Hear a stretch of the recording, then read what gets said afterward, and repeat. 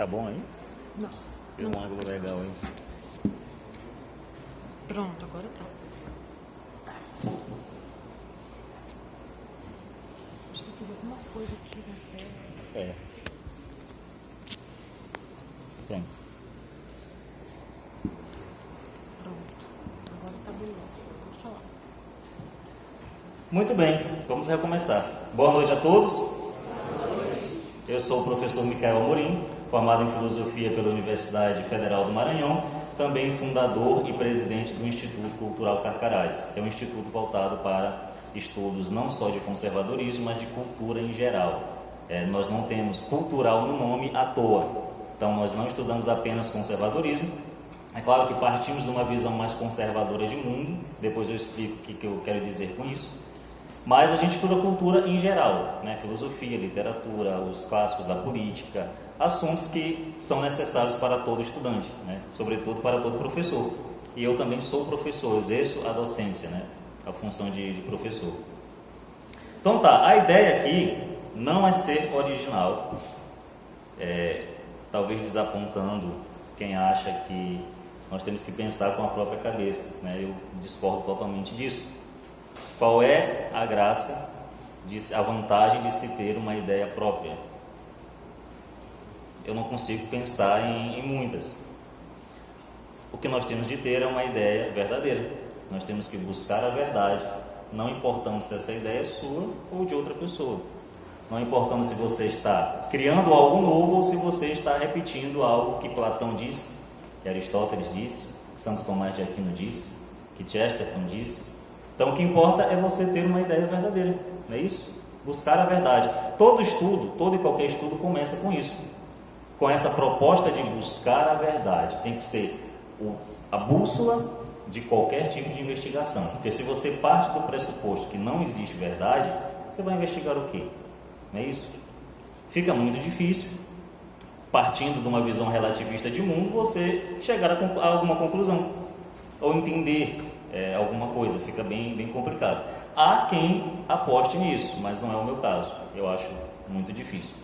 Então, eu não vou aqui trazer nenhuma ideia original, tudo que eu falar aqui eu vou dar as indicações, para que vocês se aprofundem em casa, com calma, nesses estudos, que é o propósito mesmo dessa palestra, né? Como a Maia falou, essa palestra é o pontapé inicial da criação de algo muito mais consistente, que é um grupo de estudos, onde vocês vão poder discutir essas coisas e estudar essas coisas a fundo, certo? Então é mais um convite e uma apresentação daquilo que vai ser feito depois, de forma muito mais capaz do que aqui, eu garanto, com o grupo de vocês. Então tá, nós vamos partir desse pequeno livro aqui, que é O Futuro do Pensamento Brasileiro. Não sei se vocês conhecem, ou já ouviram falar, mas eu considero uma das melhores coisas que já se escreveu em nosso idioma. Eu acho que o Ricardo, que é o meu colega que está ali, ele vai concordar comigo. Uma das melhores coisas que o professor Olavo de Carvalho já escreveu está aqui nesse livro, registrado aqui nesse livrinho. Eu tenho em mãos aqui a 4ª edição, publicada pela Vide Editorial. Do que trata esse livro? A ideia aqui não é fazer uma resenha. Tá, O Futuro do Pensamento Brasileiro, do professor e filósofo Olavo de Carvalho. Bom, e a ideia aqui não é fazer uma resenha do livro. Eu não vou me propor aqui a fazer uma resenha do livro ou fazer comentários ao livro, não. Mas é tomar o que o Olavo coloca nesse livro, nessa obra, como pontapé inicial, como alicerce daquilo que vai ser dito aqui, como base. Quando eu li esse livro, eu fiz várias anotações, algumas delas estão aqui, de insights, né, que foram surgindo mediante a leitura. E um dos méritos do professor Olavo é justamente esse. Você lê o professor Olavo e você começa a ter insights, você começa a ficar mais inteligente de fato. Inteligência, segundo o próprio Olavo nos lembra, é a capacidade de perceber a verdade. E você começa a perceber a verdade lendo essas coisas. É impossível você ir à obra do professor Olavo e você sair dela a mesma pessoa. É impossível. Eu desafio qualquer pessoa, se alguém que não conhece, leia qualquer texto, qualquer obra do Olavo, eu desafio você a não dividir a tua vida entre antes de ler o Olavo e depois de ler o Olavo. Você pode discordar radicalmente do que ele fala lá. Você pode ter uma outra visão de mundo completamente diferente, mas ele vai te instigar à reflexão, Eu tenho certeza que você vai ter insights geniais lendo esse livro, que é justamente a proposta do Olavo. O Olavo, quando deu uma conferência sobre esse livro para nós lá na UFMA, via videoconferência, em 2016, é isso? Em 2016, ele falou justamente isso, que neste livro se encontram vários estudos que não estão concluídos, por falta de meios e por falta de tempo. Ele não teve tempo de realizar esses estudos. E ele conta conosco, com a nossa geração de estudantes universitários, para realizar esses estudos. Então, é uma missão e tanto, mas o caminho já está aqui. Várias dicas, vários apontamentos, várias áreas que vocês veem que o Olavo não aprofundou, mas vocês podem fazer isso. Então, seria interessante, fica com uma boa recomendação para o grupo de estudos que vai se seguir essa palestra. Pois bem, o Olavo palestrou na Unesco, se eu não estou enganado, e o tema do evento era falar sobre os excluídos. Esse era o tema que foi dado. E ele pensou o seguinte: bom, vamos pensar aqui nos excluídos. Tá, nós temos as minorias, nós temos aí negros, mulheres, temos pobres, latinos, mas tem uma minoria, um grupo de excluído, que é muito mais excluído do que todos os outros. Ele pensou isso, está aqui no livro. São os mortos. Existe alguém mais excluído do que aqueles que já morreram? Eles não podem falar por si. Quem vai falar por eles? Eles não podem se defender. Você pode dizer o que você quiser daqueles que já morreram, porque eles não podem mais sair em defesa própria. Quando alguém morre, nada mais é dito, nem lhe é perguntado. Você não pode mais exigir que um morto se defenda. Então, essa é a classe mais excluída que há. E o mais interessante, eu comentava isso a caminho daqui, o número de pessoas que já morreu é infinitamente maior do que o número de pessoas que está vivo aqui na Terra. É infinitamente maior. Aqueles que nos precederam estão em número muito maior do que nós que estamos aqui vivos na Terra atualmente. É um número infinitamente maior. Então, são gerações inteiras, civilizações inteiras, números, centenas de milhões, que estão calados, não podem mais falar por si. E o mais curioso disso tudo é que essas pessoas nos legaram coisas pelas quais muitos deles perderam a vida. Houve muito esforço, muito sacrifício por meio da tentativa e do erro, para que nós hoje pudéssemos gozar de confortos, coisas até fúteis, mas que tornam a nossa vida mais fácil, como por exemplo o ar-condicionado. Nós não criamos o ar-condicionado, mas facilita pra caramba. Nós não criamos a energia elétrica, mas você já imaginou como seria se nós tivéssemos aqui a luz de velas? Poderia dar um clima mais romântico, mas não seria a intenção. E o calor, né? Mas eu acho que não seria essa a intenção, né? Em certos momentos até que é legal. Então, essas coisas nós não inventamos. E uma coisa curiosa também, que nós poderíamos iniciar falando, deixa eu ver se eu encontro aqui. Eu anotei antes de sair de casa, está em algum lugar. Tá. Uma coisa curiosa, isso, exatamente, está aqui. É que a primeira coisa, na verdade, que nós devemos observar neste evento é a língua na qual nós estamos falando. Nós só conseguimos estabelecer uma relação de conversa, de diálogo, eu só posso estar aqui falando e vocês aí me ouvindo, porque nós estamos nos comunicando na mesma língua, no mesmo idioma. Eu estou falando na língua portuguesa e vocês estão entendendo porque vocês falam a língua portuguesa. Não é interessante isso? É a primeira observação. Eu falo e vocês me ouvem e compreendem bem por causa do idioma no qual eu estou falando, que é algo que nós temos em comum, é algo que nos une, o idioma. Eu falo em português, vocês me entendem porque vocês também falam português. Entre outras coisas, a língua, que é o que nós temos em comum, entre outras coisas, né, o que nós temos em comum, é o que neste momento torna esse diálogo possível. E outro ponto importante é que nós não a inventamos. A principal coisa que torna esse evento possível não foi inventada nem por mim, nem por você que está me ouvindo. Nós estamos fazendo uso dela, nós estamos usando ela para ligar as nossas ideias. Eu estou conseguindo fazer com que vocês pensem nessas coisas que eu já pensei e que eu estou transmitindo, porque nós temos em comum a língua. E essa língua nos foi herdada, nós não criamos ela, nós não nos reunimos aqui para inventar a língua. Eu não inventei a língua portuguesa, e a menos que você seja um gênio, você também não inventou. Você foi criado nesse idioma, você recebeu esse idioma por herança, você recebeu esse idioma como um legado, certo? E é isso que une você às outras gerações. Por que você consegue abrir um livro de Machado de Assis e compreender o que ele está dizendo? Porque vocês têm em comum, pelo menos, a língua portuguesa. Por que vocês conseguem abrir o livro de Camões, grande poeta português, e entender o que ele está falando?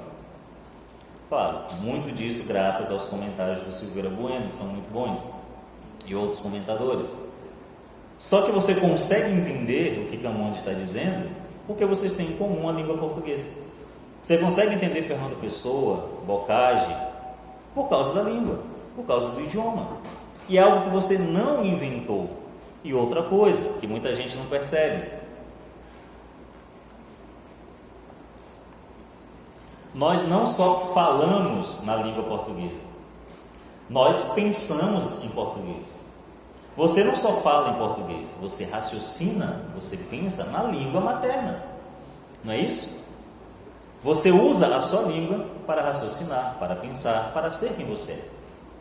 Então, não é exagero nós falarmos que a língua, o falar português faz parte da tua essência, daquilo que você é, como brasileiro, como maranhense, como ludovicense. O Ortega y Gasset, filósofo espanhol, grande filósofo espanhol, ele dizia o seguinte, que nós temos que nos situar onde nós estamos, nas circunstâncias nas quais nós estamos inseridos. E para isso nós precisamos primeiro reconhecê-las. O que isso significa? É você fazer a seguinte pergunta: tá, quem sou eu? Vocês já pararam para fazer essa pergunta? Quem sou eu? Quando Sócrates encontra Górgias, a primeira coisa que ele faz é perguntar: tá, pergunte quem é ele.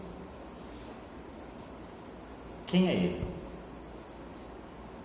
Detalhe, ele não está perguntando qual é a função que você ocupa, qual é o cargo que você ocupa. Ele não está querendo saber se você tem dinheiro, se você tem status, se você é economicamente melhor. Ele não quer saber de nada disso. Se você tem títulos universitários, se você é professor, doutor, pós-doutor, ele não quer saber disso. Ele está perguntando algo muito mais profundo: quem é você? Quem é você? Certo? Para nós sabermos quem somos, nós precisamos saber de onde viemos e onde estamos. Esse é o primeiro passo. Então, nessa reflexão sobre a tradição, é altamente necessário nós começarmos perguntando quem nós somos. E a resposta é muito simples. Eu me fiz essa pergunta e a resposta é muito simples. Nós somos brasileiros, não é verdade? E o que significa ser brasileiro? Significa ser herdeiro da tradição ibérica. Significa ser herdeiro das grandes navegações portuguesas. Em última instância, nós somos portugueses. Os primeiros que desembarcaram aqui e que nos trouxeram a língua, nos trouxeram o idioma, trouxeram a cultura, trouxeram a literatura e trouxeram a fé, foram os portugueses. Os portugueses nos legaram o nosso idioma, aquilo que nós temos em comum e por meio do qual nós estamos nos comunicando. Não nos foi inventado, nos foi herdado. E nós temos que valorizar isso. Então, não faz sentido cada geração falar de forma totalmente diferente, radicalmente diferente da geração anterior. Para que haja esse elo entre as gerações e para que nos seja impedido de esquecer o passado, que tem esse mal que o brasileiro não sabe quem foi seu avô, né? Não é que o brasileiro não sabe quem foi Camões, não é que o brasileiro não sabe quem foi José de Anchieta, o brasileiro não sabe quem foi o seu bisavô, entende? Então o negócio é muito grave, o brasileiro está meio que perdido no tempo, nós não sabemos quem nós somos, não sabemos quais são os traços que nos tornam brasileiros, que nos tornam diferentes do resto do mundo e que nos colocam em pé de igualdade com as grandes tradições, nos faz participar dessa grande cultura, que é o que nós podemos chamar de alta cultura, que é aquilo que de melhor se produziu ao longo das eras. Nós precisamos entender isso primeiro, é o primeiro passo.